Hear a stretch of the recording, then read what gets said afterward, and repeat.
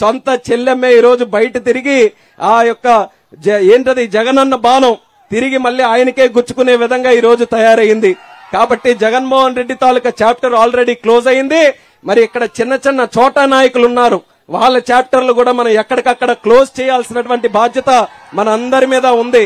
Telugu Desam party ఇచ్చాపురంలో ఎప్పుడు ఏ కార్యక్రమం చేసినా పసుపు జాతరే అని రాష్ట్రంలోనే అత్యధిక మెజారిటీతో ఇచ్చాపురం నియోజకవర్గంలో పసుపు జెండా ఎగురవేసి లోకేష్ కు కానుకగా ఇద్దామని శ్రీకాకుళం ఎంపీ కింజరాపు రామ్మోహన్ నాయుడు ప్రజలకు పిలుపునిచ్చారు. శ్రీకాకుళం జిల్లా ఇచ్చాపురంలో శంఖారావం పేరిట నారా లోకేష్ చేపట్టిన ఎన్నికల ప్రచార కార్యక్రమంలో టీడీపీ ఎంపీ రామ్మోహన్ నాయుడు పాల్గొని ప్రసంగించారు.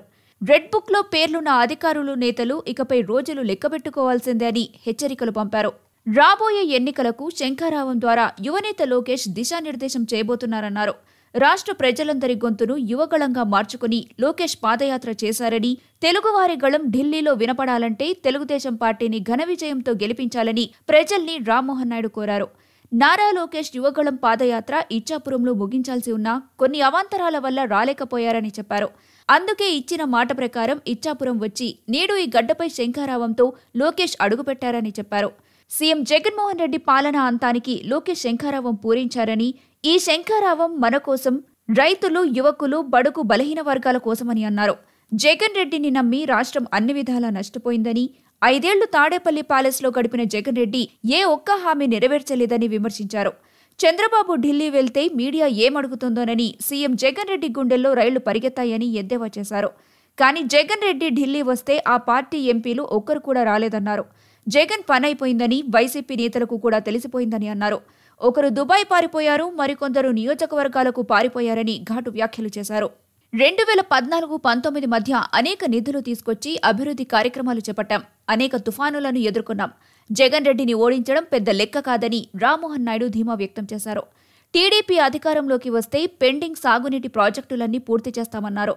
టీడీపీ అంటే తెలుగు ప్రజల గుండెల్లో ఉండే పార్టీ అని, పార్లమెంట్లో రాష్ట్ర సమస్యలపై గళమెత్తింది తామేనన్నారు. 25 మంది ఎంపీలనిస్తే హోదా తెస్తామన్న జగన్ రెడ్డి మాట తప్పారని, అందుకే ప్రజల వద్దకు వెళ్లి ఓట్లడిగే దమ్ము లేక భయపెట్టి ఓట్లు వేయించుకునేందుకు కుట్ర పన్నుతున్నారని ఆరోపించారు. ప్రకృతి విపత్తులకే భయపడని మేము జగన్ ఉడత ఊపులకు భయపడతామా అంటూ ఘాటు వ్యాఖ్యలు చేశారు.